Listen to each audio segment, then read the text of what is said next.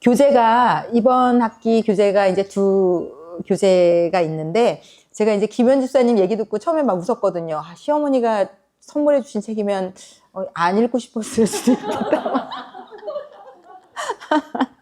네.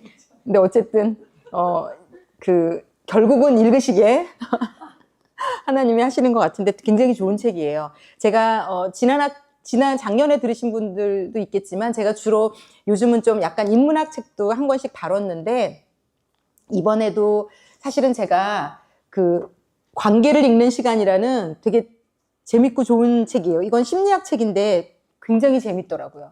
모든 관계 영역에 바운더리가 있는데 여기에 대해서 잘 써놨는데 이 책을 가지고 할까 고민을 하고 있었는데 기도하면서 제가 매년마다 정말 하나님이 희한하게 우연처럼 저에게 읽게 하시고 막 은혜 받게 하시고 그 책을 읽는 순간 나누어야 되겠다는 마음이 들게 하시는 책들이 있어요, 정말. 그런데 올해 2025년 하나님이 선정해 주신, 하나님이 픽해 주신 책은 이 두 권이었거든요. 왕의 신부라는 책, 가정 내어드림이라는 책인데 이 책은 어쨌든 완벽한 기독교 서적이에요. 제가 지금까지는 뭐 인문학에서 심리학에서 많은 것을 사용해서 얘기를 해드렸다면 어쩌면 이제 하나님의 입장에서 말씀하시는 정말 깊지만 너무 좋은 책입니다. 그래서 저에게는 너무 은혜가 되었는데 이걸 제가 오늘 또 성령님이 저에게 잘 여러분들에게도 그 동일한 은혜, 아니 더 큰 은혜를 전달하게 하실 줄 믿습니다. 그래서 기대하는 마음으로 오늘도 이렇게 읽고 준비했고요. 8주를 저희가 이제 진행을 하는데 제가 원래 생각할 때는 왕의 신부 4주, 가정 내어드림 4주 이렇게 생각하고 시작을 했는데 조금 변동이 있을 수도 모르겠습니다. 근데 어쨌든 이 책을 이제 저에게 이제 어떻게 읽어야 되나요? 이제 물어보신다면 이 왕의 신부가 목차를 좀 펼쳐보시겠어요? 목차를 좀 펼쳐보시면 파트가 3개로 나눠져 있습니다. 네, 파트가 3개로 나뉘어져 있습니다. 테이블에 책 있으시죠?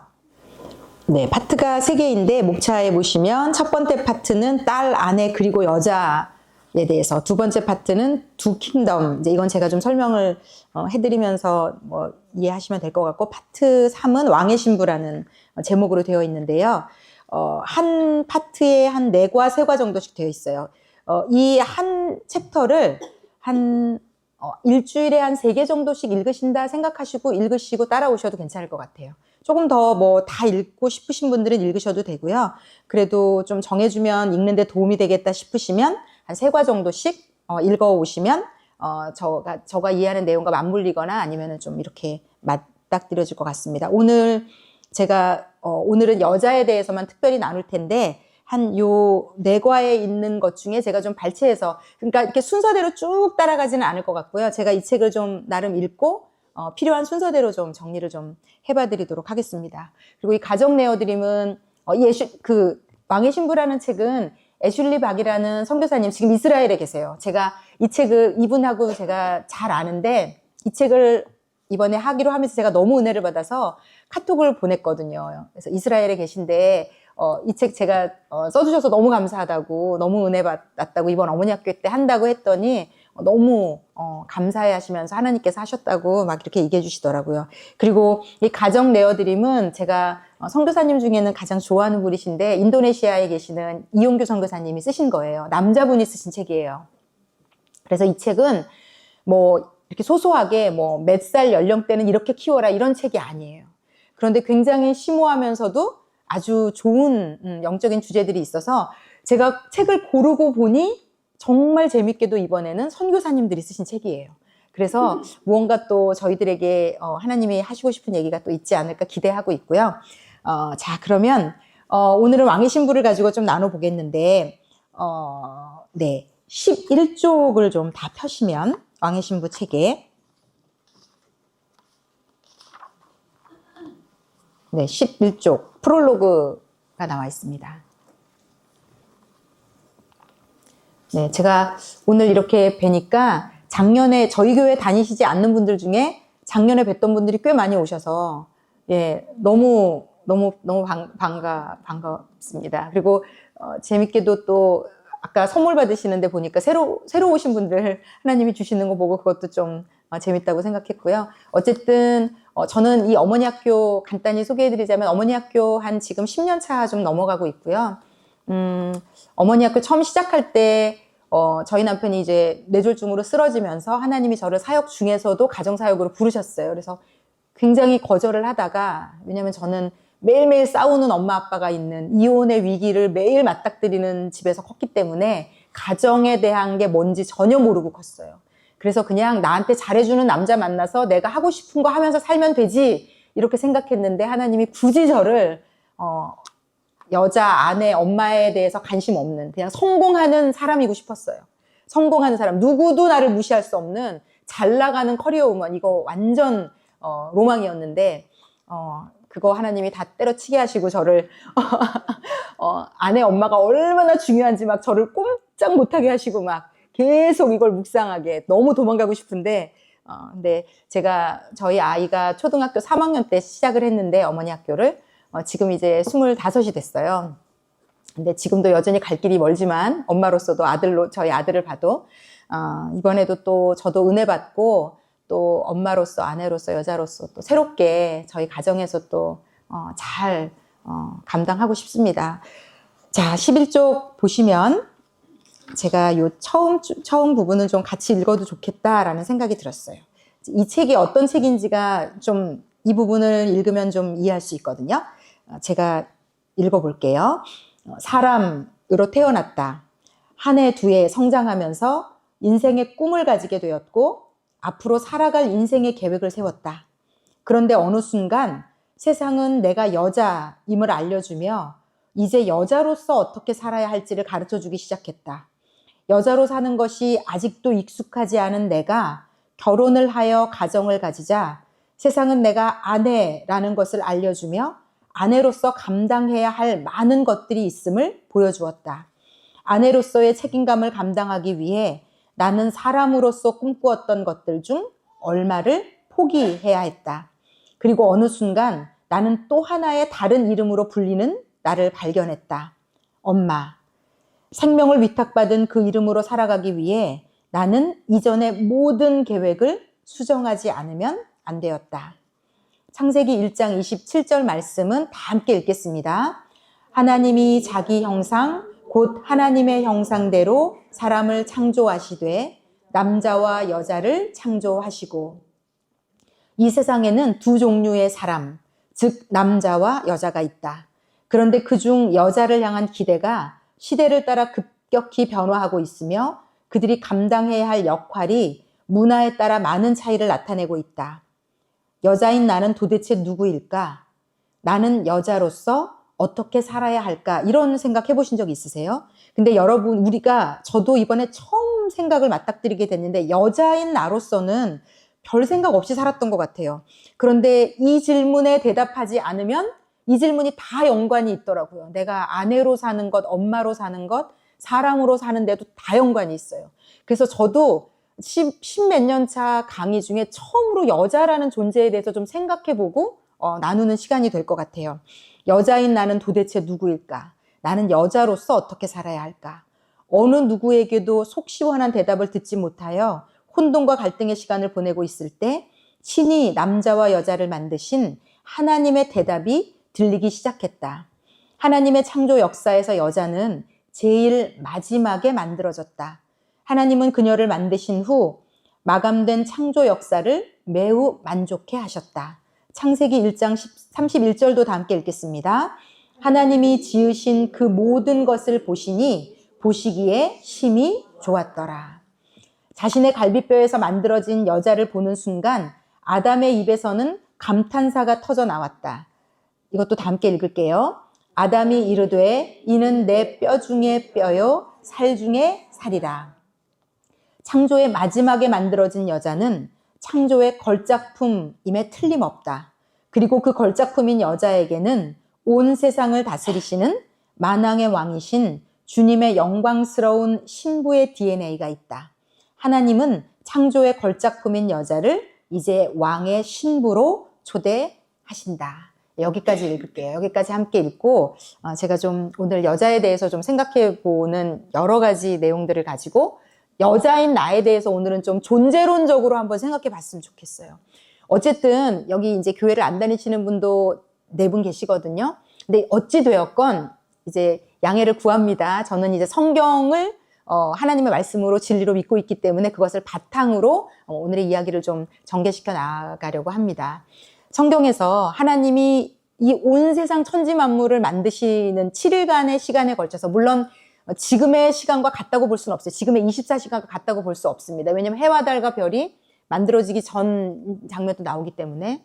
네. 그래서 어찌되었건 이 하나님이 천지를 창조하시면서 가장 마지막에 사람을 만드세요. 사람을 만드시는데 이 사람을 2종류로만 만드십니다. 자, 하나님이 남자, 여자 2종류를 만드시고 마지막에 이제 만드셨는데, 어쨌든 가장 마지막에 만들어진 존재가 여자예요. 그리고 뭐 세상은 약간 요즘 뭐 성정체성, 외국에서는 네가 이제 생각해보고 네 성별을 골라, 이제 이런 게 시작이 됐어요. 저는 이게 너무 끔찍한 게, 이게 이제 보통 유럽에서 미국으로, 미국에서 저희 나라로 들어오거든요. 이 사조가, 정신세계들이, 어떤 추구하는 문화적인 경향들이.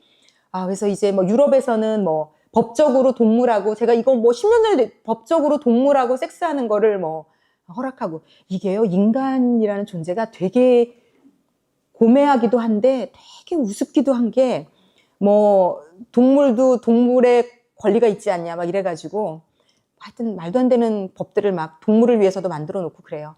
어쨌든 지금 이제 미국이 그 동성이 거의 다 모든 주마다 이제 합법화가 되어서, 뭐 지금 이제 뭐 트럼프가 되고 나서 이제 이제 이런 것들을 허락하지 않고는 있지만, 제 친구가 LA에 사는데 뭐 타겟이라는 큰 쇼핑몰을 들어가면 화장실이 내가 원하는 성별로 생각하는 대로 들어갈 수 있게, 이렇게 유니섹스로 화장실에 들어갈 수 있게, 그러니까 잘못 들어가면 남자를 막 우리는 기겁을 하고 나올 수 있는 이런 상황이 이제 이 세계에 퍼지고 있어요. 그리고 우리의 자녀 때일지 자녀의 자녀 때일지 언젠가는 어쩌면 정말 원하지 않지만, 그래서 예수 믿는 어머니들의 기도가 이 땅 가운데 메마르지 않고 끊이지 않아야 된다고 생각해요. 그런 날이 오면 안 되지 않겠어요? 예, 그래서 근데 어쨌든 제가 하고 싶은 얘기는, 하나님이 굳이 전능하신 하나님이 굳이 성별을 2개를 만드셨을 때는 하나님으로서는 너무 명백한 이유가 있다는 거. 그리고 우리가 육체의 생김새까지 다르게 만드셨다는 거, 이건 너무 놀라운 섭리예요. 예, 그렇게 지으신 분의 목적이 너무 명확하다는 거죠. 그런데 그 중에서도 지금 이 방 안에 앉아 있는 우리 모두는 지금 한 4세인가 5세와 갓난 아이도 와 있는데 다 여자예요. 네, 다 우리가 여자로 지어진 것은 우연이 아니라는 거죠. 하나님의 섭리가 있다는 겁니다. 그런데 이 여자라는 이 단어가 좀 늘 시대마다 나라마다 프레임이 있어요. 여자는 이래야 한다. 그래서 저는 70년대생이고 여기 지금 80년, 90년대생까지 정말 덕세지감을 느낍니다. 90년대생이랑 같이 지금 우리 권사님 48년생이시죠? 네, 시대를 아우르는 우리 권사님 2분, 제가 너무 행복했어요. 우리 권사님들 신청해 주셔가지고. 네. 어찌되었건 저희가 이제 시대마다 조금 여자의 프레임이 다르고, 우리나라만 해도 뭐 전 세계적으로는 여러 다양해요. 몽골 같은 경우는, 제가 몽골을 매년 가고 올해도 5월에 갈 건데, 올해 5월에 몽골에 같이 가고 싶으신 분들 같이 가셔도 됩니다. 하여튼 갑자기 좀 생각이 났는데, 몽골은 가면 여자들이 훨씬 더 우위에 있어요. 집에 자녀들이 있는데 한 명만 공부시켜야 되면 딸을 공부시켜요. 그리고 여자들이 훨씬 더 똑똑해요. 그래서 안 행복해요, 여러분. 예, 제가 갈 때마다 느껴요. 너무 가정이 안 행복해요. 완전히 깨져 있어요. 아빠는 무능력해 극치예요. 아내 혼자 동분서주 돈 벌고 모든 걸 다 하는데, 그 아내는 늘 외롭고 늘 힘들고, 남편은 늘 무능하고 외로워요. 다 외로워요. 그 가운데서 자라난 자녀들은 더 불행해요. 그래서 여러분, 제가 이번에 케냐도 갔다 오고 막 이렇게 다니면서 더 느껴요. 하나님이라는 분이 만든 질서대로 사는 게 인간은 복이구나. 거기에 순응하고 받아들이면 그 안에서 놀라운 은혜들을 경험할 수 있겠구나. 이런 걸 느끼거든요. 근데 어쨌든 이 여자의 프레임이 이제 다양한데, 이제 요건 좀 나중에 나누고요. 여자로 태어나면, 우리가 이제 딸이라고 가정에서는 부름을 받고 자라죠. 우리 딸이에요. 이렇게 소개하잖아요. 부모님들이. 그리고 우리가 그냥 여자로서 딸로서 뭐 존재에 대해서 배우지는 못한 채로 그냥 살아요. 어떤 분은 딸이어서 어떤 집에서 되게 막 외동딸로 예쁨 받으면서 막 공주처럼 제가 부러워했던 막 아빠랑 친하면서 막 이런 딸들이 있는가 하면 거의 무수리처럼 형제 많고 뭐 존재감 하나도 없고 뭐 아들만 또 유독 예뻐했던 집에서 너무 불행하게 자란 누군가도 있고 뭐 그 가정마다도 다 이 여자로 딸로 어떻게 자랐는지는 되게 다 다른 것 같아요. 그런데 여자가 딸로 자라서 그냥 어떤 남자가 좋아서 결혼을 했더니 이제 이 책에서 말하는 것처럼 우리에게 부여되는 이름이 있죠. 아내라는 이름. 예. 그리고 아내와 맞물려서 우리에게 부여되는 또 이름이 있어요. 결혼을 했기 때문에 부여되는. 3글자짜리 별로 우리가 좋아하지 않는 예, 며느리라는 이름. 예.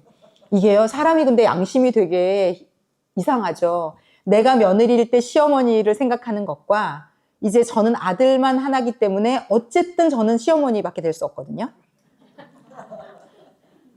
그러니까 이게 다 며느리냐 시어머니냐로 보는 관점에 따라서 사람은 되게 굉장히 우리의 옛자를 가신 우리의 모습은 사실 건강하지 않아요.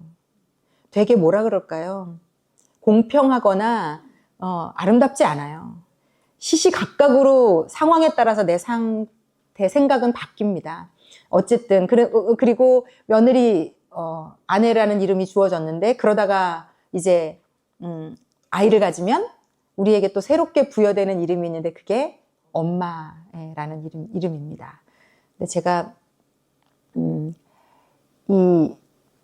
보니까 아내라는 이름, 엄마라는 이름은 어쩌면 이 세상에서 끝나는 날이 있을 수도 있는 이름이더라고요.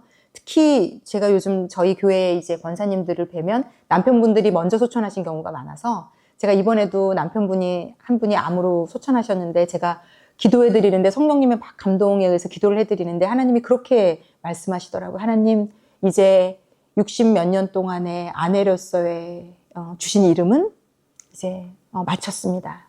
그분은 졸업하신 거예요. 아내라는 이름은. 우리에게도 졸업할 때가 와요. 하나님이 우리에게 주셨어요. 여자로, 딸로, 그리고 아내로, 며느리로, 또 엄마로.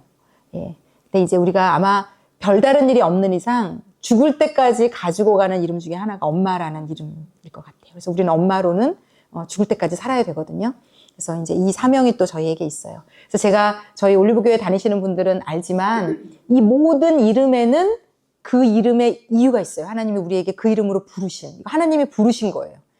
초대하신 거예요. 우리에게 저는 이혜영이라는 이름, 아빠가 저에게만 주신 이름 말고 하나님이 저의 삶에 주신 이런 이름들이 있더라고요. 그리고 이 이름을 잘 누리고 발견하고 알고 그렇게 살 때 나라는 존재가 더 커지고 풍성해지는. 그래서 제가 제 프레임이 다 깨졌어요. 저는 아내이기 싫었고, 그러니까 아내이곤 싶었으나 남편이 잘해주는. 그래서 내가 하고 싶은 거 다 하는. 남편은 내가 뭘 하든 지지해주고. 꿈에 그리던 이상한 생각 있잖아요, 왜? 내 아이는 공부를 잘할 것이며. 다 원하시죠? 말 잘 듣고 공부 잘하는 애. 어디 가도 칭찬받는 애. 너무 젠틀하고 자상한데 돈도 잘 벌고 나한테 잘해주는? 누구나 부러워하는 남편. 그러나 현실 세계에는 나에게는 없는. 왜 이번 생에는 주어지지 않은. 왜 이번 생에 나에게는 이런 남편을 주어졌을까? 막 이렇게. 이런 쓸데없는 생각 많이 하다가 제가 하나님 덕분에 정신을 차렸어요. 아, 그 남편의 어떠함과 자녀의 어떠함과 관계없구나. 이 이름은, 여러분, 이 이름은 내 남편에 의해서 영향받는 이름이 아니에요. 내가 딸이고, 얘가 여자고 딸이고, 아내고 엄마라는 이름은 저는 예전에 내 주변에 남편이 누구인가, 부모가 누구인가, 내가 부모를 누구로 만났는가, 남편을 누구로 만났는가, 내 아이가 어떤 아이인가에 따라서 내가 여자이고 딸이고 아내이고 엄마인 게 달라진다고 착각했던 시간들이 있었어요. 그래서 저의 모든 원망이 이 책의 저자도 그래요. 모든 원망이 다 누구에게로 갔느냐. 첫 번째로 간 원망은 엄마, 아빠. 나는 왜 이런 부모를 만나서. 그리고 결혼해서는 그 원망이 누구에게로 갔을까요? 남편에게. 나는 왜 이런 남편을 만나서 그리고 마지막으로 향하는 곳이 있죠. 나는 왜 이런 아이를 만나서 주변에 보니까 말 잘 듣고 공부 잘하는 애도 정말 많던데 평범한 것이 이렇게 어려운가 막 이런 생각을 하게 만드는 그런데 제가 하나님 안에서 저의 정체성이 딱 세워지고 나니까 내가 여자이고 딸이고 아내이고 엄마인 것이 그 사람들에 의해서 영향받지 않을 수 있는 하나님이 주신 이름인 걸 알게 된 거죠. 그래서 그거 나눌 거예요, 이번에. 이 이름에 대해서. 그리고 이 이름들이 우리에게 얼마나 하나님이 주신 아름다운 이름들인지, 그래서 우리가 이 이름들을 대할 때 우리의 무의식의 영역도 좀 치유를 받아서 다르게 바라보고 느낄 수 있었으면 좋겠다라는 생각이 듭니다. 자, 그러기 위해서 이 저자의 인생을 좀 오늘은 이야기를 해드리고 여자에 대해서 좀 생각해 보려고 하거든요. 여러분 중에 이 저자는 66년생이세요. 이 저자는 66년생이어서 이분의 살았던 시대와 삶이 지금 약간 90년대생, 80년대 후반생들은 좀 다를 수는 있는데 어쨌든 이분의 이야기로 시작하는 것은 이분은 적나라하게 자신의 삶을 이제 이해해서 풀어놨기 때문에 제가 이분을 소개해드리면 여러분들이 여러분의 삶에 처음으로 여자인 나에 대해서도 좀 생각해 보시고 나는 이분과 달라, 비슷해, 약간 달라를 통해서라도 유추하는데 이분이 어떤 기준과 도움이 되시라고 말씀을 드리는 거거든요. 그래서 이분의 이야기를 들으시면서 나의 이야기로 좀 여러분들이 잘 가지고 오시면 좋을 것 같아요. 자, 이분은 66년생이고 딸만 6인 집에 5째로 태어났어요. 그러니까 66년생이면 대한민국은 어떤 시대인가? 그냥 남성 우월주의가 그냥 편만해 있던 시대예요. 여자가 어디 그러니까 여자를 폄하하는 이야기들이 너무 보편화돼 있어서 어떤 집에서 아내가 남편에게 술 먹고 죽도록 맞아도 경찰 한 명 부를 수 없는 시대. 예. 그게 그리고 그냥 그 집 일이에요. 그 여자는 왜 그런 거 있죠. 그 집 이런 얘기 들어보셨어요? 그 집 귀신이다 너는. 그래서 친정에 아무 때나 와도 제가 제일 충격받았던 건 이제 저만 해도 저가 자라던 시대에 그 정도는 아니었거든요. 근데 예전에 보면 결혼해서 열받고 싸워가지고 뭐 친정을 누르면 문을 안 열어주는. 여기는 뭐 너는 출가 외인 이런 얘기 들어보셨어요? 출가 외인. 참 이상한 단어들을 많이 만들어서 이제 여자들에게 족쇄가 되는. 하여튼 그런 시대 뭐 완전히 그런 시대까지는 아니라도 거의 뭐 아들을 낳아야 되는 여자는 마치 아들을 낳기 위한 것이 숙명이고 못 나오면 그 집안에 제일 죄인이 되는 여전히 그런 시대에 태어났어요. 거기다가 딸만 6인 집에 5째로 태어났으니 존재감은 없다라고 보시면 될 거예요. 그런데 이분이 공부를 다행히도 공부를 엄청 잘했고요. 그래서 어쨌든 우리나라에서 뭐 당시에 거의 뭐 남자들의 전유물이다시피 하고 그랬던 서울대를 이제 공대를 들어가고 그래서 이제 거의 탑 찍으면서 공부를 남자들과의 경쟁에서도 지지 않고 열심히 이제 사시고 근데 그런 얘기가 나와요. 나는 왜 이렇게까지 열심히 공부를 해서 이겨야 됐을까? 왜 남자들과의 사이에서도 반드시 나는 지지 않아야 되는, 잘해야 되는 뭐 그렇게 사셨더라고요. 그리고는 이제 대학교 다닐 때쯤 예수님을 만났던 것 같아요. 대학교 다닐 때쯤 예수님을 만나고 그리고는 이제 교수가 되고 싶어서 박사과정을 공부를 하려고 이제 미국으로 어플라이를 하고 집이 되게 가난했던 집이래요. 집이 가난하니까 하나님께 열심히 기도를 하면서 공부를 한 거예요. 국비장학생이 되어야지만 미국을 갈 수 있는 거예요. 전액 장학금이 나와야 미국을 갈 수 있는 비행기표 하나도 간신히 구할까 말까 한 집이니까 미국에서 공부를 한다는 건 꿈도 꿀 수 없어서 100% 전액 장학금이어야만 미국을 갈 수 있다. 그래서 죽도록 공부해서 정말 그 바늘구멍 같은 전국에 난다 길다 하는 사람들이 다 시험 봐서 몇 프로만 패스가 되는 것에 이분이 통과를 해요. 그래서 미시건에 있는 대학으로 박사과정을 공부를 하러 갔거든요. 그래서 이제 거기서 이제 한인 교회를 다니게 됐는데 거기에 어떤 교포 남학생이 있었던 거예요. 영어를 더 잘하는 교포 남학생, 키 크고 되게 젠틀한 분이세요. 저희 교회 한동안 다니셨거든요, 남편분도.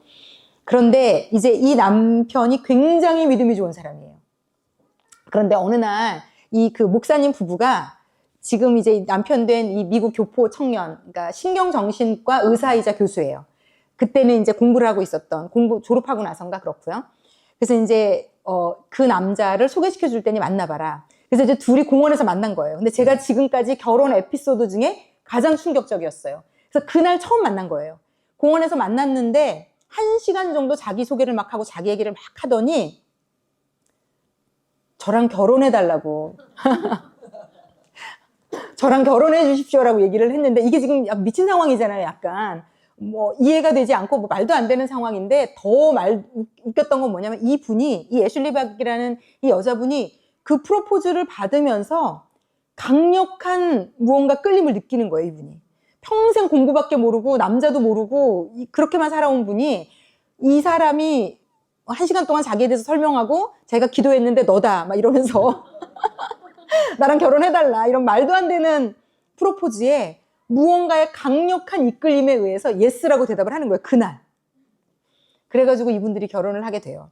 그러니까 서로에 대해서 알지도 못하는 상태로 결혼을 하게 됐으니 어떻겠어요. 거기다가 제가 이 두 분을 잘 보니까 남편분이 F고요. 완전히 이 집은. 아내분이 완전 T예요. 그러니까 여보 우리 데이트하러 나가자. 나 공부해야 돼. 이런 거예요. 이게 보통 남자들이 그러는데 완전 바뀌었어요. 그래가지고 결혼을 하고부터 부부싸움을 죽도록 한 거예요. 서로를 맞춰가는 과정 다 하셨죠? 아직도 하고 계신가요? 이제 뭐 하여튼 10년 이상 지나시면 이제 그만하실 때도 됐는데 아직도 하고 계시다면, 어쨌든 서로 기싸움이고요. 서로 맞춰가느라고의 싸움이고, 나의 옛 자아와 너의 옛 자아가 만나서 부딪히는 거예요. 제가 옛 자아, 새 자아에 대해서 좀 설명을 드리긴 할 건데, 결국은 이 모든 게 저한테 와서 저를 설득할 수 있거든요. 우리 남편은 이래서 그래요. 맞아요. 그 인간이 이상할 수 있습니다. 그 인간이 이상할 수 있는데, 제가 지금 이제 느끼는 건 예수님으로 인해서 우리는 이제 새 자아를 부여받았거든요. 예수님으로 인한 이 옛 자아가 죽으면요, 사실 싸움은 잘 되지 않아요. 누구와도. 그러니까 내가 누구랑 싸운다는 얘기는 아직도 내 옛 자아가 아주 건강하게 활발히 잘 살아있다는 이제 얘기가 되는데, 어쨌든 신혼초는 이기심 많은 이런 모습들이 살아있어서 엄청나게 많이 싸우신 거예요. 그리고 이분에게 이제 가장 충격적인 시간이 찾아오는데, 그게 뭐냐면 아무것도 모르고 그냥 아내라는 이걸 덥석 승낙을 했는데, 그리고 나서 아이가 들어서면서 이분이 결정적으로 박사 과정을 내려놓게 돼요. 중도 포기를 하게 돼요. 자기의 인생의 가장 마지막에 있던 목표 지점이었던 거예요. 죽도록 공부하고 그 가난한 집에 5번째 딸로 태어나서 자신의 인생의 모든 걸 걸고 살아왔던 그걸 결국은 바로 코앞에서, 그것도 이제 내가 몇 개월만 더 공부하면 나는 내가 그렇게 꿈꾸던 박사과정을 따고, 그리고 나는 이제 교수를 어플라이해서 교수가 될 거야. 거의 저 앞에 그 달리기 끝이 보이는데, 그 끝을 바라보면서 더 이상은 걸어갈 수 없는 그 말도 안 되는 아픔 가운데 주저앉아요. 그러면서 스스로를 어떻게 이분이 부르나 봤더니, 나는 실패자야. 나는 이번 생은 실패했어. 이렇게 자기를 받아들였더라고요. 그러면서 어떤 싸움이 이분 안에 시작됐냐면, 다 저 인간 때문이야. 몇 년, 몇 월, 며칠 나에게 찾아와서 1시간 동안 떠들더니 저 인간과 결혼한 이후로 나는 이렇게 됐어. 그래서 자기는 피해자고 남편은 가해자인 거예요. 그래서 너무 미워하고 너무 저주하고, 남편이 안 되는 걸 보면 이상한 쾌감까지도 느낄 정도로, 그 정도로 이상해지는 마음이. 그래서 이분이 하나님 앞에 끊임없이 물은 거예요. 아까 프롤로그에 나오는 질문. 하나님, 여자로서 나는 누구예요? 나는 왜 여자로 태어났어요? 왜 나는 내가 하고 싶은, 그렇게까지 이루고 싶었던 일생의 목표를 왜 이렇게 마지막까지 와서 그만둬야 돼요? 왜 나는 아내로 살아야 되고 왜 엄마로 살아야 돼요? 이건 어떻게 해야 돼요? 이게 너무너무 이제 막 갈등이 되고 힘들어서 이 씨름을 너무 치열하게. 그래서 하나님 앞에 이런 느낌으로 쓰는 거예요. 하나님, 제 존재가 사라지는 것 같아요.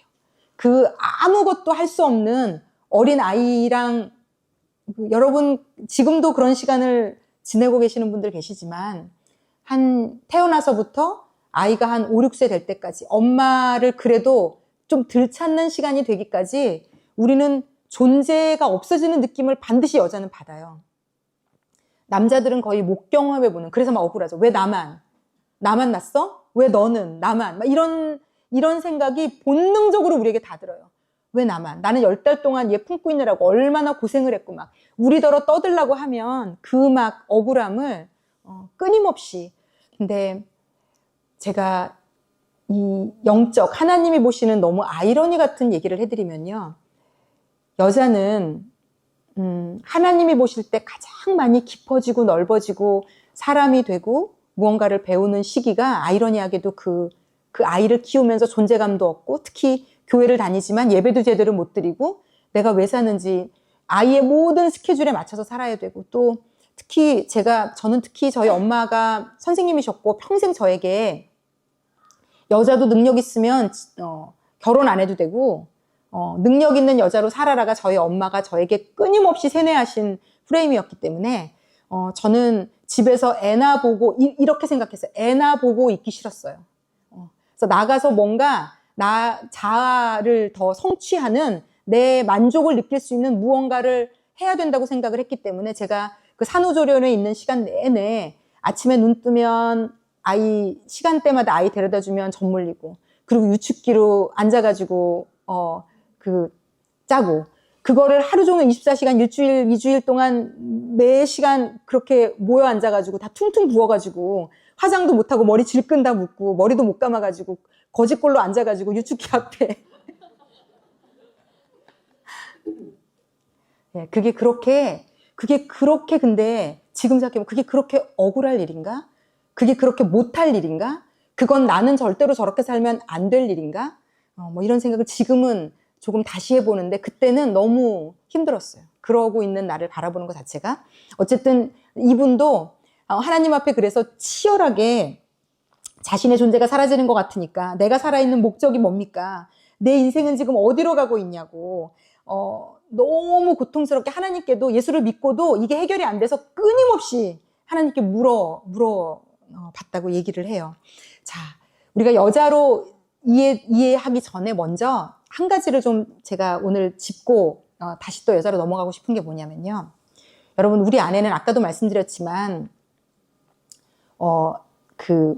아담과 하와가 죄를 지으면서부터 모든 이 땅에 태어나는 인간은 죄성이라는 게 있어요. 죄를 물려받아요. 그래서 아주 갓난 아기들도, 이제는 예전에는 몰랐는데 1세 이제 막 태어난 지 얼마 안 된 아이들도 엄마를 조정하기 위해서 거짓말로 운대요. 우리는 이제 몰랐는데 요즘은 워낙에 이런 의학이 발달되다 보니까 이제 뇌과학이 발달되고 심리가 발달되다 보니까 말도 못하는 아이들의 심리, 내면, 이게 거짓말이지 진짜인지까지 다 추적해서 이제 알아내거든요. 그런데 걔가 뭘 안다고, 누가 가르쳐줬다고 엄마가 나를 놀아주게 하고 나한테 뭔가를 계속해주고 더 나에게 관심을 가져주기 위해서 아이가 거짓말로도 울 수 있는 거라는 거죠. 그러니까 이걸 배운 적이 없는데 왜 어떻게 이렇게 할 수 있냐는 거죠. 그래서 이게 죄라는 건 물려받은 거예요. 이걸 이제 하나님은 아담과 하와로부터 이제 우리가 물려받았다고 말씀하시는 거고, 그래서 우리 안에는 죄성이라는 게 있어요. 죄된 생각들. 그런데 이걸 옛자라고 얘기해요. 우리가 예수를 믿으면 예수님을 믿은 새 사람의 모습이 있고 우리 안에 두 존재가 공존해요. 예전에 예수 믿기 전에 나만을 위해서 살던 이기적이고 욕심 많고 나 외에는 아무것도 생각하지 않는, 내가 원하는 것을 내가 원하는 때에 내가 원하는 방법으로 꼭 해야 되는 나로 길들여진 자아의 모습이 있어요. 그런데 우리가 예수를 믿으면, 예수님을 구주로 영접하고 나서 하나님의 자녀가 되고 나면 우리 안에 새롭게 창조되는, 깨어나는 자아가 있는데 이게 새 사람, 새 자아라고 성경은 말해요. 그런데 이 자아는 어떤 자아인가 하면 배려하고 싶고 희생하고 싶고 도와주고 싶고 무언가 내가 딸로서, 아내로서, 엄마로서 희생하는 것이 괜찮을 수 있는 하나님이 주신 마음이 있는 자아가 있는 거고요. 여전히 교회를 다니고 예수를 믿어도 옛자아가 있어요. 내가 원하는 대로 살고 싶은, 기도해서 하나님이라는 분은 어떤 존재인가 하면 내가 원하는 걸 기도해서 응답해 주는 분인 거예요. 그래서 내가 힘들 때, 어려울 때 내가 원하는 대로 내 남편이 됐으면 좋겠고 내 아이가 됐으면 좋겠고 내 삶이 물질의 영역이든 뭐가 됐든 내가 원하는 대로만 돼야 되는 이 생각이 나의 생각이 아니에요, 여러분. 옛자아의 생각이에요. 죄된 본성에 물든. 그래서 얘는요, 모든 게 집 밖에 몰라요. 정말로 이기적이에요. 그런데 우리가 왜 괴로운 줄 아세요?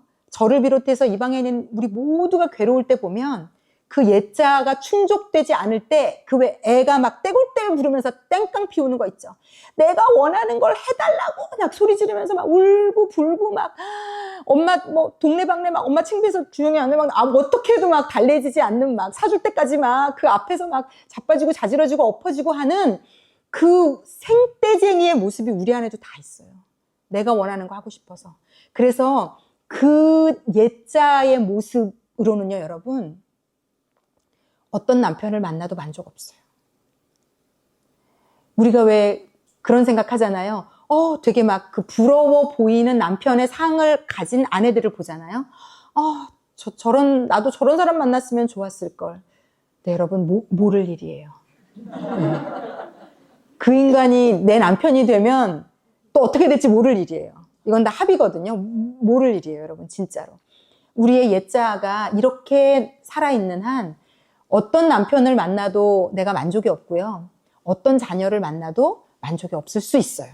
그래서 이 이름이 건강해지려면 내가 내 자신을 끊임없이 발견하고 알아가고, 특히 우리 예수 믿는 어머니 여러분, 이게요, 일주일에 한 번 교회 가는 걸로 해결되는 일이 아니에요. 저는 정말 진심으로 매번 어머니 학교 할 때마다 여러분이 어릴 때부터 엄마도 집안 대대로 교회를 다녔고, 저는 모태신앙이에요.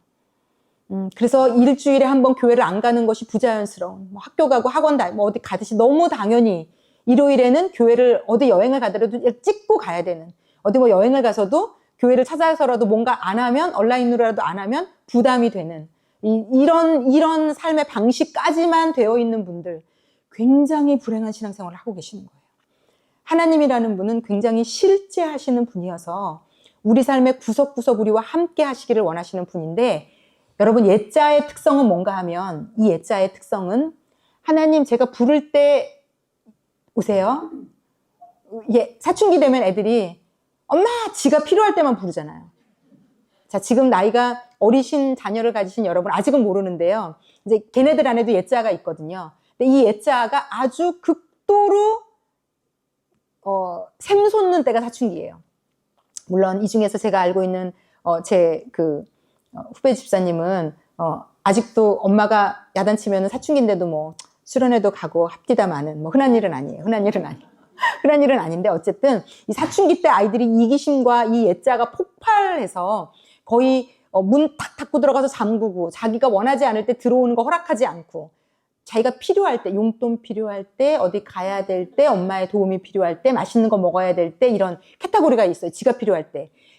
기가 막히게 그때마다 목소리 톤이 변조가 되면서 엄마를 찾아요.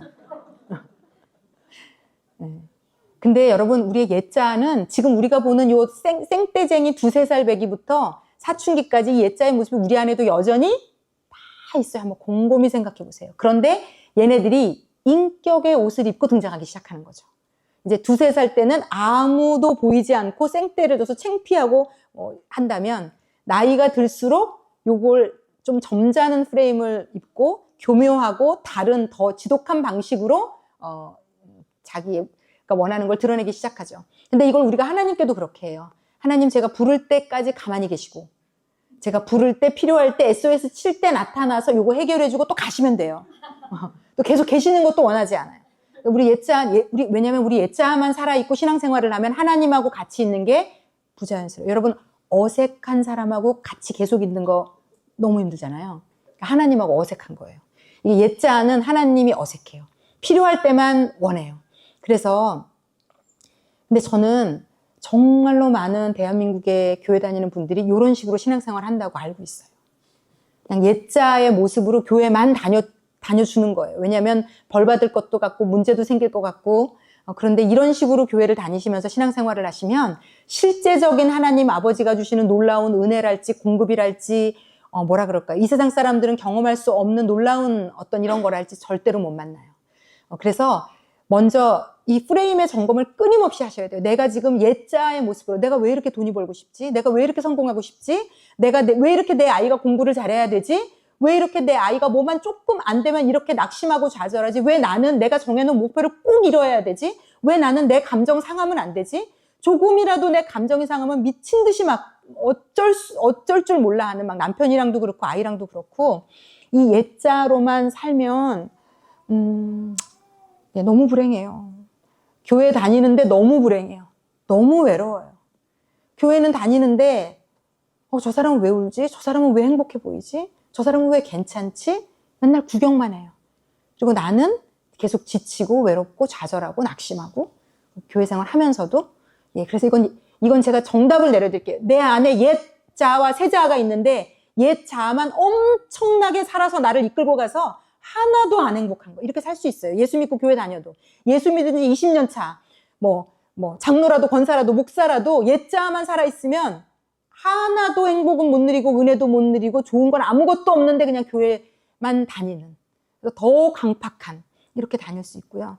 결국은 하나님이 우리에게 원하시는 건 우리가 예수님으로 구원받은 새 사람, 새 자아로 살기를 원하시는 거예요.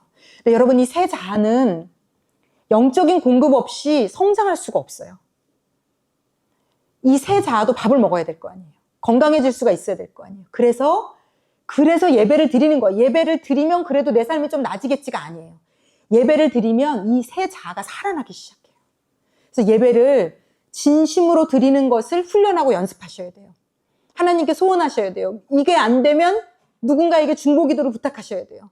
저는 요즘 그냥 예배 자리에 아무 은혜 없이 가서 앉아 있어요. 이게 가장 심각한 문제임을 아셔야 되고, 물론 하나님이 때로는 우리를 훈련하고 연단하시는 어떤 시간에 은혜 받지 못하는 시간을 허락하시기도 하시더라고요. 아이들 어릴 때 키울 때는. 그런데 이제 그 이후에는 하나님 앞에 이 믿음의 싸움을 씨름을 좀 하셔야 돼서 이 새 자아가 예배를 통해, 기도를 통해, 말씀을 통해 살아있어야 돼요. 그래야 이 새 자아가 나를 좋은 여자로, 좋은 아내로, 좋은 엄마로 나를 이끌어갈 수 있어요. 그래서 이번 8주 동안 제가 기도하면서 가장 이런 여러 가지 말씀을 통해서 알려드리고 싶은 건, 깨워드리고 싶은 건 여러분 안에 예수님의 핏값으로 산, 깨어난 새 자아가 있다는 거예요. 새 사람이 있다는 거예요. 그 새 사람은 너무 하나님의 말씀에 목말라하고 찬양 부를 때 은혜를 받고 기도할 때 감동하며 나의 입술을 통해서 내가 생각하지도 않은 말로 기도할 수 있고, 그러니까 하나님과 교통하는, 하나님과 끊임없이 소통하는, 그래서 이 땅의 삶이 조금씩 달라지는, 하나님 이렇게 여러분이 살기를 원하세요.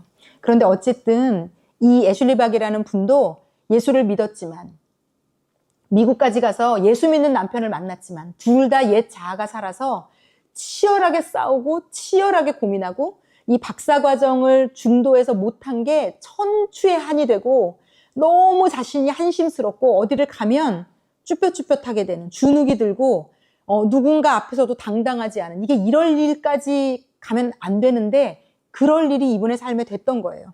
그래서 하나님 앞에 끊임없이 왜 나는 이렇게 살아야 되냐고, 왜 내가 이렇게 아내로 엄마로 내 모든 걸 포기하면서 살아야 되냐고 너무 고통하면서 하나님께 물어봤는데, 어떤 예배 때 며칠 동안 예배를 하는 그런 시간이 있었는데, 예배 때 어떤 목사님이 말씀을 전하는데 이게 되게 좀 놀라운 하나님이 하신 일이에요. 이분의 인생에 예배를 드리고 막 하나님께 씨름하고 있는 시간이었는데 갑자기 하나님이 어릴 때 모습이 기억이 나게 하시더래요. 이 앞에서 단위에서 어떤 분이 막 설교를 하고 계시는데 자기는 그 설교 내용과 관계없이 어릴 때 놀이터가 쫙 펼쳐지면서 어릴 때 그 놀이터에 있는 자기 모습이 딱 보이는데 한눈에 봐도 너무 외로워 보이더래요. 걔가 어릴 때 자기인데 너무 외로워 보이더래요. 너무 사무치게 외로워 보이더래요. 그래서 왜 저렇게 외롭지 제가?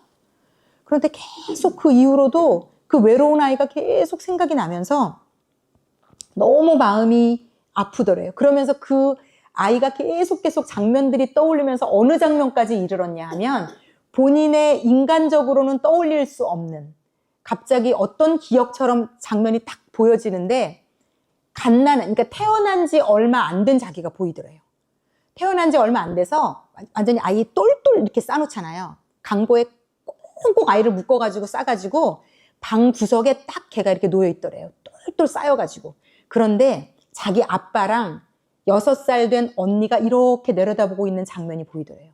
그래서 언니랑 아빠랑 이렇게 한참을 자기를 들여다보고 있더니 우리 아빠가 그러더래요. 아빠가 갖다 버릴까? 딱 그러더래요. 그랬더니 6살 난 언니가 너무 놀래가지고 아빠 버리면 안 돼.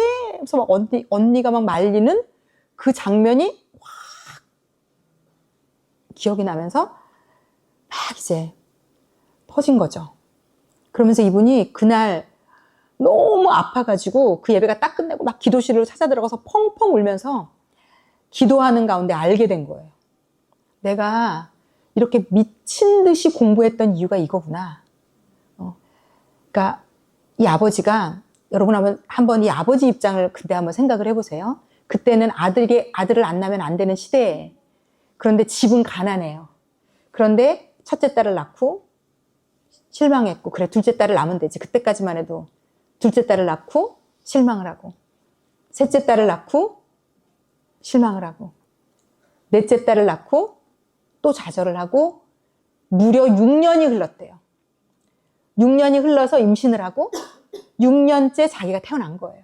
그러니 이 아버지의 그때는 아마 성별 이런 것도 없었을 수도 있을 것 같아요. 이 아버지의 너무나도 간절한 소망은 뭐겠어요? 지금 태어나는 이 아이라도 아들이면 얼마나 좋을까. 그리고 딱 그 가난한 집에 애들 먹여 살리기도 힘들어서 얼마나 나름 아들을 낳고 싶어서 5째를 가졌을까 생각이 들어요. 그런데 딱 태어나고 보니 또 딸일 때 그 아버지의 이 상실감, 무너지는 마음, 짐이 하나 는 거죠. 입이 하나 더 는 거죠. 내가 먹여 살려야 되는. 얼마나 뚫어지게 태어난 지 몇 시간 되지도 않은 나이를 바라보면서 이 아버지의 극한의 좌절이 이 입술을 통해서 표출되는 순간인 거죠. 갖다 버릴까? 우리? 그런데 놀라운 건 뭐냐면요, 여러분. 아이는 우리가 언젠가부터 알게 됐잖아요. 태교라는 걸 언젠가부터 시작했잖아요. 예전 시대에는 태교라는 것도 없었던 것 같아요. 근데 태교라는 게 시작이 돼서 아이가 다 듣는다고 막 아빠 목소리를 들려주고 별짓 다 하잖아요.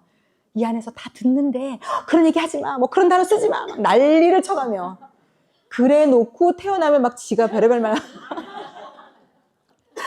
뱃속에서 언제 그렇게 조심했느냐 무색하게 막 우리가 상처 다 주고 막 이러잖아요. 근데 어쨌든 제가 이 책에서 63쪽 한번 펴보시겠어요? 제가 이건 좀 보면 좋을 것 같아요. 63쪽에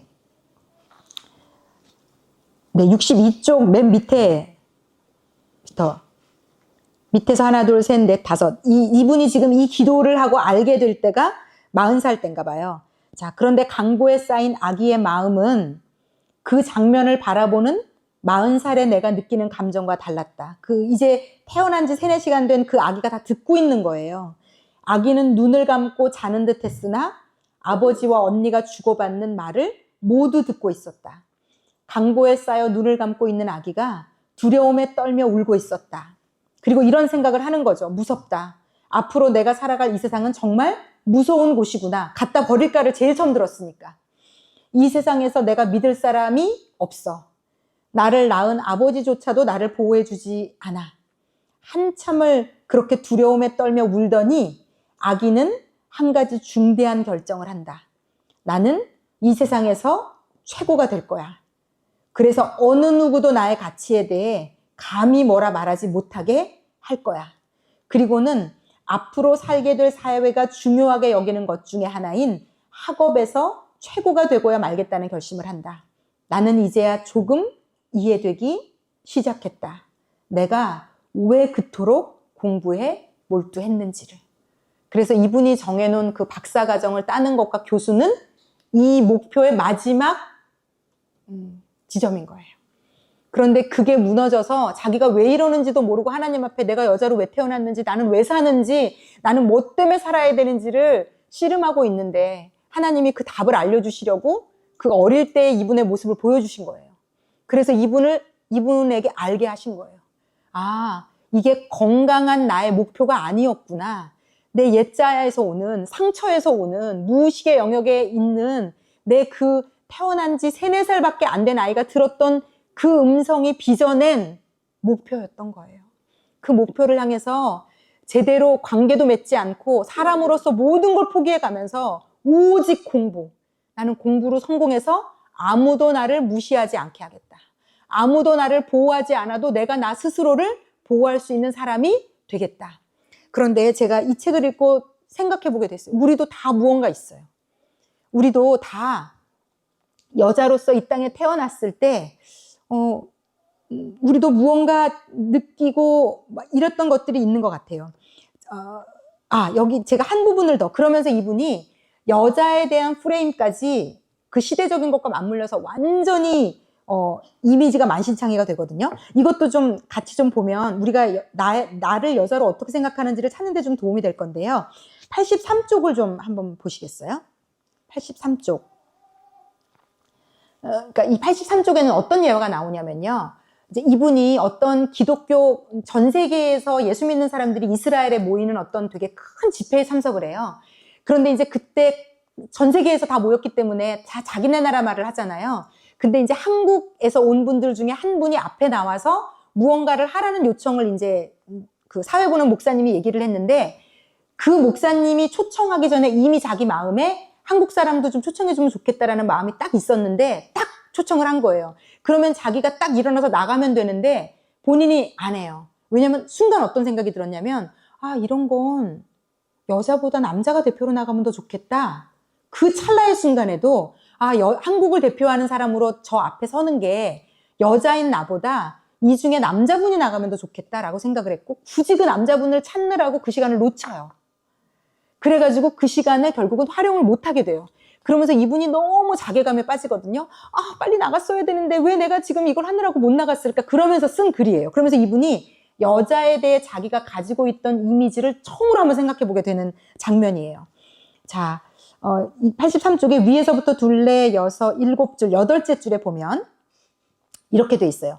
나는 여자로 살면서 늘 당당했다고 자부했다. 그런데 사실은 다른 사람이 아닌 나 스스로 만들어 놓은 올무가 나를 묶고 있었다. 나는 그제야 내면 깊숙이 숨어있던 나의 마음을 꺼내어 보게 되었다. 나는 내가 여자라는 사실에 당당하지 못했음을 이제 인정하지 않을 수가 없다. 화장을 짙게 하고 치마를 입고 하이힐을 신었으나 나는 내가 여자라는 사실을 기뻐하지 않았다. 너는 참 여자다워.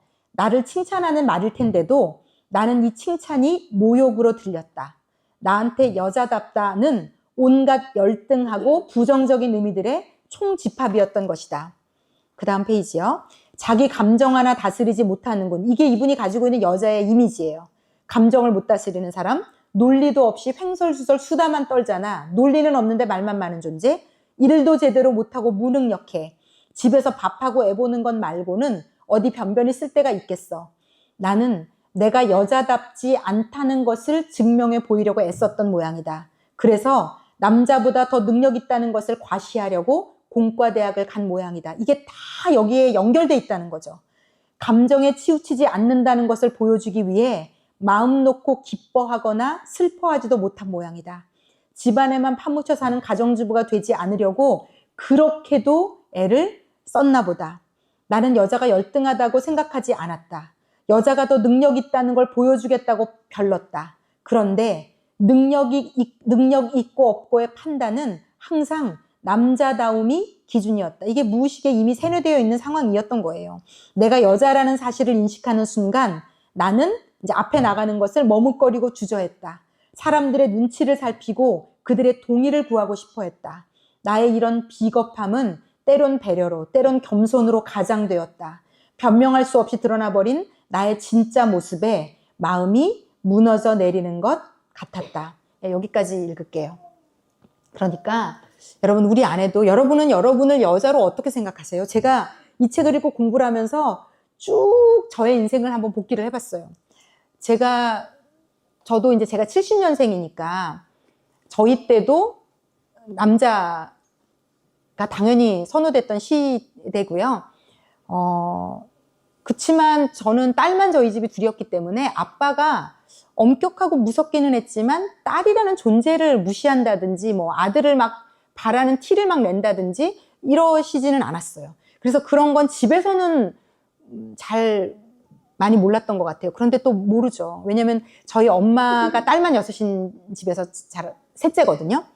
근데 저희 엄마는 그 딸이기 때문에 무시받은 경험이 알알이 박힌 사람이에요. 왜냐면 모든 사람들이 딸만 여섯이라고 무시했고, 저희 외할머니는 동서들에게도 딸만 여섯이라서 무시를 받았어요. 그러니까 그 시대 때는 당연해요. 서열이 그냥 아들 난 사람이 최고예요. 아들을 못 낳으면 여자 자체가 재수없고 뭐라 그럴까요? 그 집안의 대를 끊어먹은 중재인 느낌을 저희 할머니 때는 받았어요. 여자는 그냥 제 여자의 일생이 참 너무 슬프다는 생각이 드는데, 그러니까 저희 엄마가 아직도 기억이 나는 장면이 있어요. 저희가 함양에 엄청 그 TV에도 나올 정도로 12칸 엄청 부잣집 그 친척, 그러니까 그 가문의 한 뭐 계열인가 봐요. 그래서 가끔 그 함양 그 대단히 그 오래된 엄청난 그 가옥들이 돼 있는 집을 놀러를 갔던 기억들이 있는데, 그러면 그 가문의 어른들이 저희 엄마를 보고 꼭 얘기를 했어요. 너는 딸만 둘이라서 큰일 났다. 너무 불쌍해하고 안쓰러워하고 진심으로 큰일 났다고 생각하면서 저희 엄마 얘기를 하면 아직도 저희 엄마가 분에 못 이겨가지고 울면서 막 바락바락 대리던 모습이 아직도 떠올리거든요. 그러니까 아마 어쩜 저의 모든 일생 동안 이 사건 저 사건 저 사건 이 사건, 여자인 나에 대한 열등감과 자존감이 무너지는 것들이 기억하지 못해도 말도 못하게 있을 거라는 생각은 들었어요. 이분은 태어나자마자 겪은 일까지도 지금 이렇게 영향을 미치잖아요. 우리도 시대적으로 없을 수 없어요. 제가 볼 때 제 연배에 태어나면 무조건 있고요. 80년대생들까지도 어느 정도는 다 있는 것 같아요. 근데 제가 생각해보면 제가 2000년도에 저희 아들을 낳았거든요. 근데 제가 아들을 낳을 때 산부인과 의사 선생님이 저한테 물어보더라고요. 호구조사하듯이. 남편이 몇째 아들이냐. 이제 성별을 안 거예요, 이분이. 성별을 알고 호구조사를 시작한 거예요. 그래서 둘째 아들이요. 그랬더니 형이 하나 있다 그랬더니 형은 결혼했냐. 형 결혼 안 했어요. 그랬더니 너무 만년의 미소를 띠며 그때 법적으로요. 그때도 낙태할 때요. 미리 조사해서. 아시죠? 딸인 거 알면 낙태할 때예요. 지금하고는 판도가 완전히 다를 때예요. 딸을 미리 지우니까 산부인과 의사들에게 절대로 성별 알려주지 말라는 게 법적으로 돼 있어서 의사들이 말을 해주고 싶어도 못 해줘서 이제 막 물어보는 거죠. 알고 싶으니까. 근데 그래서 그때 왜 암묵적으로 그렇게 물어봤어요. 법적으로 죄짓지 않게 물어보는 방법. 애 옷을 미리 사려고요. 파란색 사요? 분홍색을 사야 돼요? 그래서 의사들이 못 이기는 척 하면서 분홍색 사세요? 파란색 사세요? 얘기를 해주는. 근데 저는 물어보지도 않았는데 의사가 지레 행복해가지고 너는 이제 됐어. 넌 안심해도 돼. 막 이걸 알려주고 싶은 거예요. 그래가지고, 어머니, 시어머니, 이제, 한테 뭐, 다시 서겠다는, 시어머니가 좋아하시겠다는 등 뭐, 그래서 그냥 알았죠. 아들이라는 거를. 저가 아이를 낳을 때도 그랬던 것 같고, 그러면서 근데 제가 더 충격받았던 건, 주변에 제가 교회 와서도, 뭐냐고, 알았냐고, 아들이라고 그랬더니, 저희 어머니 뻘 되는 분들은 다 저에게, 아유, 한시름 났네. 진짜 다. 큰 일을 한 것처럼 너는 이제부터는 다른 어떤 성별을 낳아도 된다 막 이런 이제 허하노라 막 일단 아들을 낳기 때문에 너는 일단 그 집에 이제 자유해졌다 뭐 하여튼 되게 이상하게 생각이 들었는데 딸을 낳고 나면 어떤 분이 그러더라고요. 저랑 연배가 비슷한데 또 낳아야 돼요 저는 이렇게 얘기를 하더라고요. 이제 그런 시대를 저희가 다 살아왔고요. 그러니까 저희 안에는요 여러분 이 나라와 시대가 주는 여자의 존재 가치로서 이미 열등감, 자존감, 낮음이 다 뿌리 깊이 있어요. 왜냐면 이 나라의 모든 사람들이 저희 엄마가 운전하고 다닐 때 기사 아저씨들이 진짜 남자분들이 그랬어요. 차문 열고 집에서 밥이나 하지. 그리고 여자가 운전한다는 걸 굉장히 무시하고 굉장히 폄하하고 마치 할 일 없어서 운전이나 하고 다니는 이상한 여자처럼 굉장히. 그리고 어떤 일을 할 때도 남자 없어요, 남자? 여기 남자 없어요. 남자를 찾고. 뭐 이랬던 시대를 저희가 살아왔더라고요. 그래서 저희 안에 두 감정이 있을 것 같아요. 그래서 그 남자에 대한 뭐라 그럴까요? 적개심? 그러니까 저희 어머니는 그 적개심을 저한테 그대로 물려줬고요, 계속. 넌 여자로 당당하게 남자를 이기며 살아라.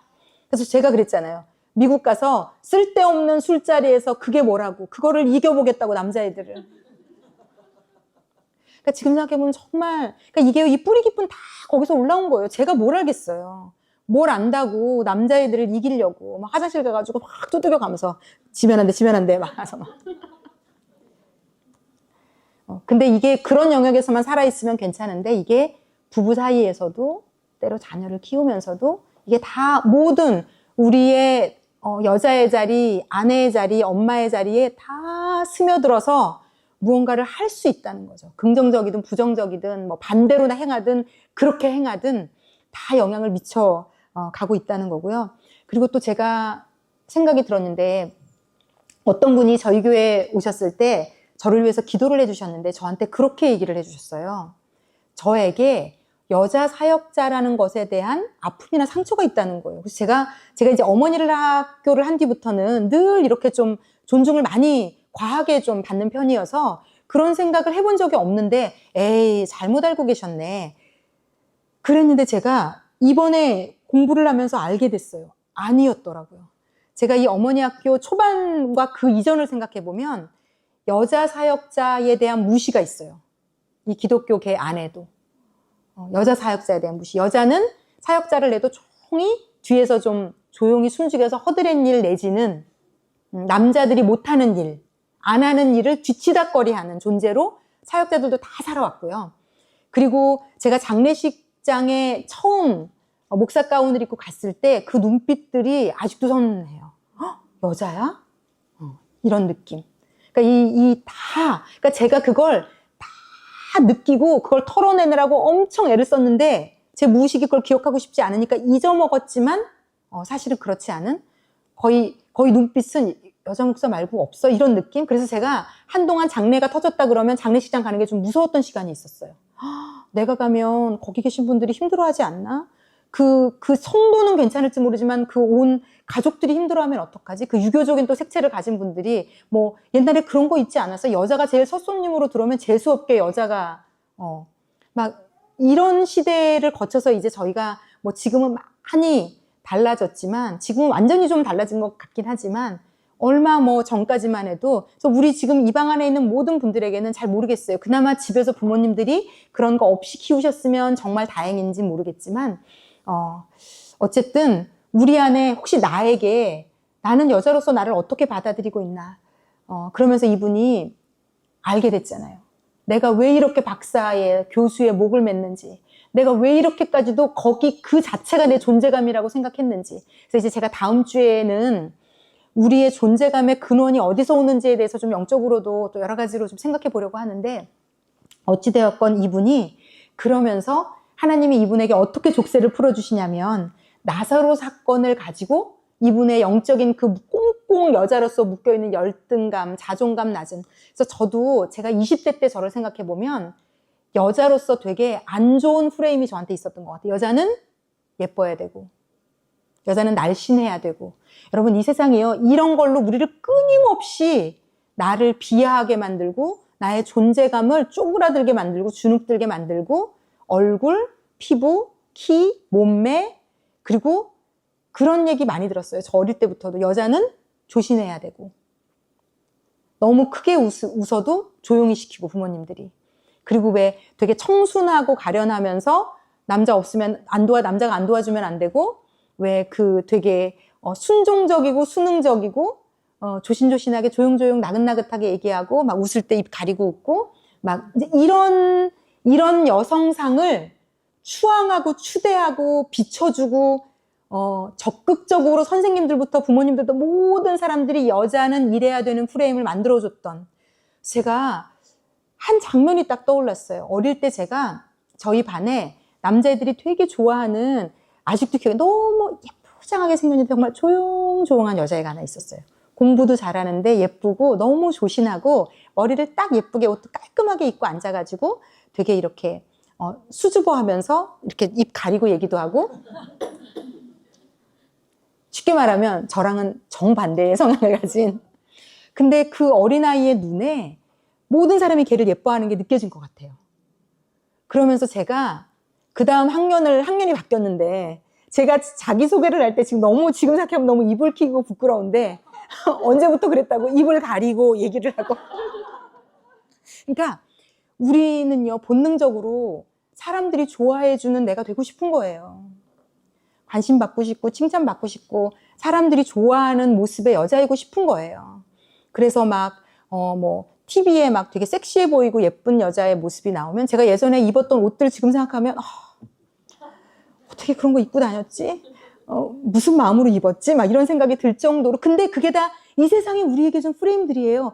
그게 막 멋있어, 예뻐, 그래 남자들이 쳐다봐, 그래 남자들이 관심 있어. 마치 그게 나의 자존감을 올려주고 대표해주는 양. 그래서 막 화장도 그때 막 유행하는, 지금 생각하면 그 쥐 파먹은 것 같은 막 그런 색깔을, 또 저는 그런 걸 되게 성향상 되게 이고 되게 외향적이고 그런 걸 강력히 좀 원하는, 내향적이라서 이렇게 원하지만 수줍음으로 커버하는 그런 스타일이 아니라 적극적으로 원해요 하는 막 이런 스타일.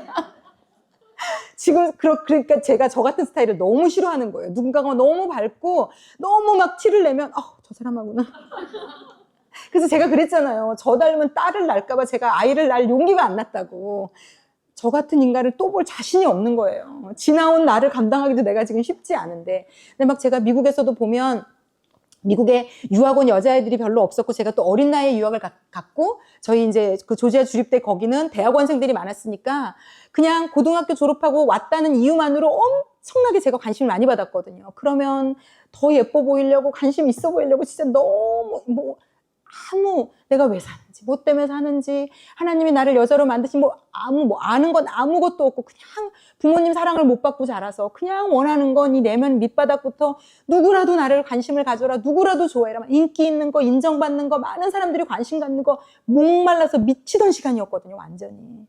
그러니까 정말 예쁜 옷 입고 화장하고 이상하게 막 그렇게 하고 다니니까 막 미국 애들은 너 오늘 파티 가니 맨날 물어보고 짜증이 나가지고 내가 좀 예쁘게 입겠다는데 고등학교 때까지 못 입어봤는데 우리는 고등학교 때까지 지금은 요즘 중고등생 애들이 화장을 하지만 옛날에는 중고등학생 때 화장도 못하고 맨날 학교 독서실 학교 살다가 이제 미국이라는 자유의 땅에 와서 내가 좀 예쁘게 하고 다니겠다는데 마침 그때 미국 애들은 흰 티에 반바지 입고 공부만 할 때거든요. 화장도 안 해요. 그러니 화장을 하고 예쁘게 입고 가면 너무 물어봐서 피곤해서 그다음부터 저도 안 입었거든요. 혼자만 유아 독존 그러고 앉아있으니 얼마나 그것도 창피한 일이더라고요. 그래서 하여튼 이렇게 입고 갈 때가 한국 사람 모임밖에는 없는 거예요. 근데 지금 생각해보니까 이 모든 시대적인 방송, 부모님, 모든 곳에서 여자인 나를 어떻게 만들었는가 생각해보면 너무 이상하게 살게 만들었더라고요. 사랑에 굶주린 그 어린 여자아이는 그 세상에 사람들이 좋아한다는 그게 너무 솔깃했고요. 그래서 그 옷을 사고, 그래서 그런 화장을 하고, 그래서 누군가가 나를 봐주는 것 같으면 그게 그렇게 좋고, 기쁘고, 어떻게 하면 더 눈에 띌까, 막 그런 생각을 하고, 여러분들은 어떠셨어요? 그렇게 살았는데 아내가 되면서 존재감이 없어지고 나를 그렇게 좋아해 줄 것 같았던 남자가 그걸 계속 그 사랑을 주지 않으면서 상실감이 오고 그냥 여자로 아내로 엄마로 사는 거에 만족이 안 되고 엄마로 살려니 이 아이는 평범하지 않지, 이 아이 뒤치다꺼리 하는 거는 괴롭지, 이 아이랑만 보내다가 내 인생이 썩어지는 걸 허락할 수 없지. 그러니까 결국 아내, 엄마라는 이름은 다 저에게는 족쇄같이 느껴졌었거든요. 그리고는 그냥 이렇게 된 거 하나님이 저를 사역자로 부르는 것도 싫었어요. 그래서 그냥 이왕 이렇게 된 거 그냥 열심히 사역이나 해서 사역으로라도 성공해보자. 이게 제가 가지고 있는 이 여자로서의 제가 가진 프레임의 마지막, 그래서 정점은 뭐냐면 여자 사역자로 성공하자였거든요. 근데 이런 저희 남편이 쓰러지면서 하나님이 저를 가정사역으로 부르시고 혜영아, 내가 너를 여자로 부르는 데는 나의 특별한, 여러분 하나님이 창세전부터 예정하셔서 고민하시다가 우리는 여자로 부름 받았어요. 그리고 아내가 됐고 딸이 됐고 아내가 됐고 엄마가 됐고요. 그래서 이 모든 이분 안에 엮였던 이 프레임에 대한 고통이 이분을 족쇄처럼 묶고 있었는데 이 나사로라는 이야기가 뭐냐면 나사로 이야기만 하고 마칠게요. 나사로라는 사람이 성경에 나와요. 그 세 남매가 예수님하고 친했어요. 예수님하고 되게 친하게 지내는. 그래서 예수님이 이 집에 자주 놀러 가시는. 나사로가 오빠고 마르다, 마리아 이렇게 3남매. 그래서 이 셋 다 너무 예수님을 좋아하고 예수님도 그들을 사랑하고 좋아하고. 그런데 이 오빠가 병에 걸려서 죽게 된 거예요. 그래서 예수님한테 빨리 알리라고. 예수님하고 절친이면 얼마나 좋겠어요. 그래서 그죠? 그렇게 많은 사람이 나오는데 예수님이 사랑하고 친했다는 게 이 가족 외에는 없어요. 그래서 막 이분 사람들이 사람을 보내요. 우리 오빠가 죽게 됐으니까 예수님 빨리 오시라고. 근데 예수님이 3일 뒤에 오셔서 어떻게 되냐면 이 오빠가 죽어요. 예수님이 오시지도 않았는데 죽어요. 그리고는 무덤에 넣어서 나흘이 지난 상태예요. 무덤에 넣어서. 이스라엘의 여름이니까 나흘 동안 동굴 무덤이지만 이스라엘은 이렇게 밑에 파묻는 무덤보다는 동굴에다가 시체를 넣어요. 그래서 이제 돌을 굴려서 이제 막아놓은 상태인데 오빠가 이미 죽고 나서 그것도 사흘이나 지나서 시체가 이제 썩을랑 말랑 해지는 막 그런 단계로 넘어가는 상황에 예수님이 오신 거예요. 그랬더니 이 막내는 예수님이 오셨다는 얘기 듣고 마중도 안 나가요. 왜냐면 뭐 이미 우리 오빠 죽었는데 뭐 나는 너무 이제 끝났는데 뭐. 근데 이제 이 첫째 언니는 그래도 뭐 예의상 나가는지 그 심정까지는 성경에 안 써 있으나 나가요. 그래서 예수님을 만났는데 예수님이 빨리 오셨더라면 우리 오빠 살았을 텐데 그래서 막 울어요. 그랬더니 예수님이 하나님을 믿는 자는 죽어도 살겠고 살아서 믿는 자는 영원히 사는 것을 믿느냐 물어봐요. 그랬더니 마르다가 그래요. 예수님 우리가 마지막 때에 죽으면 다시 사는 건 나도 안다. 근데 우리 오빠는 지금 이제 죽었으니 마지막 때 언제 사느냐. 그랬더니 예수님이 네가 믿으면 하나님의 영광을 보리라 이렇게 말씀을 하시고 하나님께 기도를 하시고 돌문을 열으라고 해요. 그런 다음에 예수님이 뭐라고 얘기하시냐면 나사로야 나오너라 이렇게 소리를 치세요. 그랬더니 이제 당시 이스라엘 풍습은 시체를 하얀 붕대로 머리끝부터 발끝까지 똘똘 하얀 붕대로 천으로 싸요. 감싸요. 붕대로. 그랬는데 이 붕대에 감긴 채로 나사로가 동굴 밖으로 나와요. 그랬더니 예수님이 뭐라고 얘기하시냐면 그의 몸을 묶고 있는 모든 붕대를 풀어놓아 다니게 하라 이렇게 말씀하세요. 그리고 그 장면에 대한 것이 이 책에 나오는데 이 부분은 이 책으로 제가 좀 대신 할게요. 86쪽을 한번 좀 펴보시겠어요?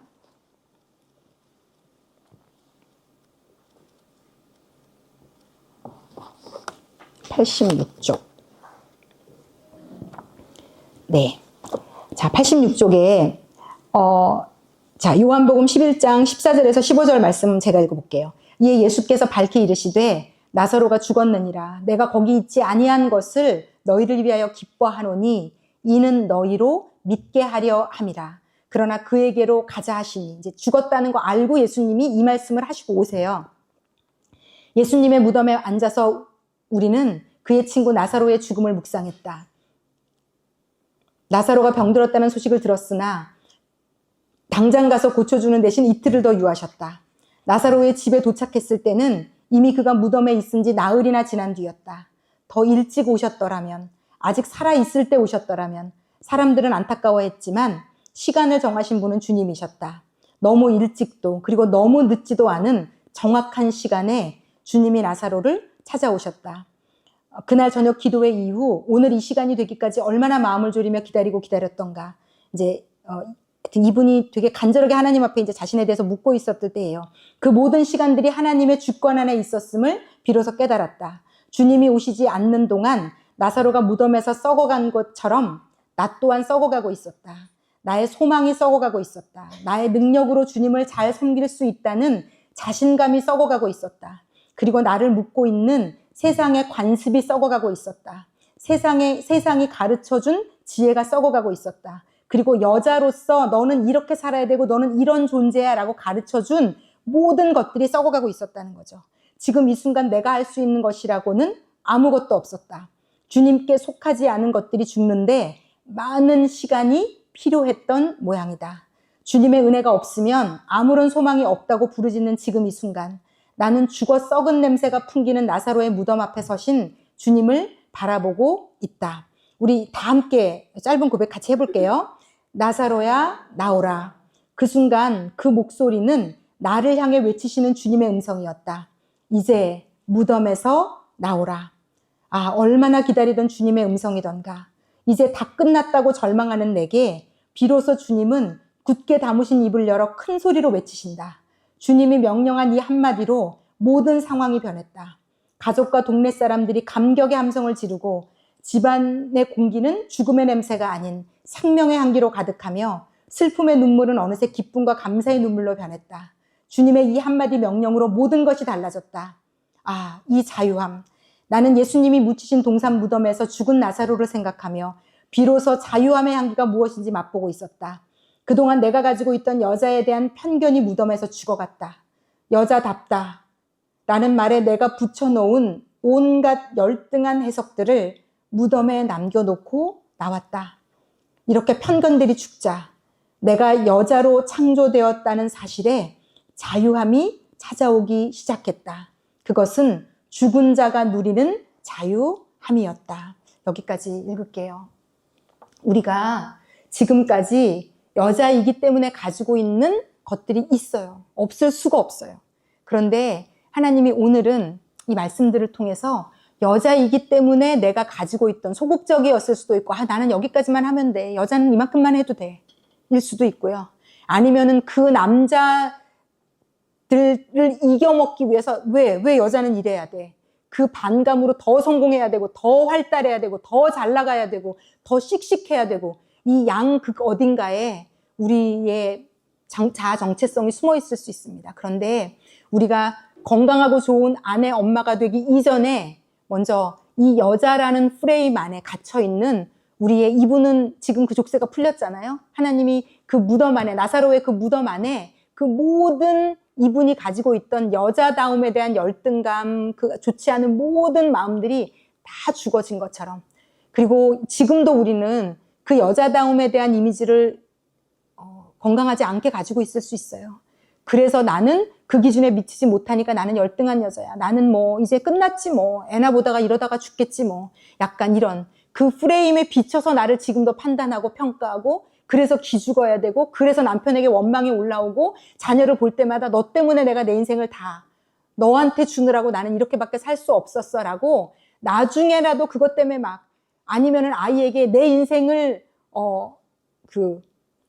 내가 너에게 준 인생을 나에게 다시 돌려달라고 아이에게 그 인생을 우리 부모님들 중에도 그런 분들 있잖아요. 저희 엄마도 그런 분 중에 하나였거든요. 너라도 나를 나에게 잘해주는 그런 사람이 우리가 다 될 수 있습니다. 그래서 이 여자로서 하나님이 우리를 새롭게 하시는 변화시켜 주시는 다르게 해주시는 그런 것들을 꼭 이 8주간 꼭 경험하시는 저와 여러분이 되시기를 하나님이 이 나사로를 무덤에서 풀어주신 것처럼 우리도 그 모든 아직 우리가 다 발견하지 못했을 수도 있어요. 그러나 이 8주 동안 아니 우리의 일생 동안 계속 그 프레임 안에 혹시 우리가 갇혀서 무언가 못하고 있는 나의 모습이 있다면 아니면 그것 때문에 내 아내의 자리가 뭔가 왜곡되고 있다면 그것 때문에 내 엄마의 자리가 왜곡되고 있다면 하나님이 그걸 알게 하시고 풀어놓아 다닐 수 있도록 도와주시는 8주가 될 것입니다. 그렇게 되어 가시는 저와 여러분이 되시기를 예수님의 이름으로 축원합니다. 아멘. 아멘. 우리 기도하겠습니다. 기도하실 때 하나님 아버지 제가 알려주세요. 저에게. 저는 여자로 저를 어떻게 생각하고 있는지 이 여자라는 하나님이 작정하시고 나를 여자로 만들어서 이 땅에 보내셨는데 이것이 나에게는 어떤 이미지고 어떤 마음인지 하나님 건강하지 않은 너무 교만해도 안 되는 거고요. 너무 소극적이고 자신을 너무 하찮게 여겨도 안 되는 겁니다. 건강한 자아상을 하나님이 찾도록 해주실 거거든요. 건강한 여자로서 하나님이 만드신 여자로서 나를 보는 시간이 되어지기를 원합니다. 하나님 아버지 도와주십시오. 우리 기도하겠습니다. 하나님 아버지 어쩌면 굉장히 잊고 있었던 내가 여자로서 나를 어떻게 생각했는지조차 아니 귀 기울이지 않았고 생각해보지도 않았던 이 단어에 대한 그런데 하나님이 우리를 여자로 만드셨고 이 여자에 대한 관점부터 새로워져야 된다는 그래야 우리 존재가 새로워지고 아내로서 엄마로서도 새로워질 수 있다는 것 아버지 나를 여자로 만드신 하나님의 섭리를 영혼에 담기 원합니다. 누구도 너를 규정할 수 없고 판단할 수 없고 네가 여자답다 아니다라고 말할 수 없는 존재임을 하나님이 나를 여자로 만드신 그 순간부터 이미 나는 하나님이 기뻐하시는 여자라는 것 하나님 당신이 주시는 정체성인 여자를 영혼에 담는 그래서 그 모든 건강하지 않은 여자에 대한 프레임이 그 족쇄가 끊어지는 풀어지는 풀어놓아 다니게 되는 그래서 그 건강한 여자로서의 인식이 결국은 나를 아내로 건강한 아내로 엄마로 만들어가는 아버지 그런 시작점이 될 수 있도록 아버지 축복하시고, 그리고 아버지 이것이 오늘 다 깨달아질 수 없습니다. 이 8주 내내, 그리고 아버지 어머니 학교가 끝난 그 이후의 삶에서도 이 여자로서의 내가 씻어져야 될, 예수의 보혈로 씻어져야 될 영역들이 다 씻어지는, 깨끗게 되는, 정결케 되는, 그래서 하나님이 창세기에 만드시고 심히 아름다웠다고 말씀하시는, 보기에 심히 좋았다고 말씀하시는 나를 그렇게 바라보는 여자로, 그런 내가 될 수 있도록, 하나님의 눈으로 바라볼 수 있도록 아버지 우리들을 축복하시고 인도해 주십시오. 감사를 드리며 예수님의 이름으로 기도했습니다. 아멘, 아멘. 오늘 조에서 저희 성기민 분들하고 나누실 때 본인은 본인을 여자로서 어떻게 생각하고 있었던 것 같은지 좀 나누시면 굉장히 좋을 것 같아요. 자, 나눔하시고 돌아가시면 되겠습니다.